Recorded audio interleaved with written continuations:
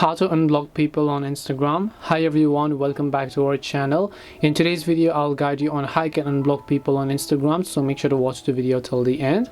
In order to unblock people on Instagram, all you have to do is simply go ahead and first of all launch the Instagram application here.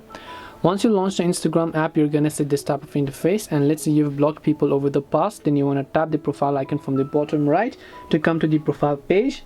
Then just tap the three lines icon from the top right and then go to the option called settings. Once you go to settings, just go to privacy. Once you go to privacy, scroll down here under connections. You'll be able to find an option where it says blocked accounts, as you can find it here. So simply tap the blocked accounts option and you'll be able to see all the accounts that you have blocked in the past. To unblock them, just tap the unblock option and you'll be able to successfully go ahead and then unblock people on Instagram.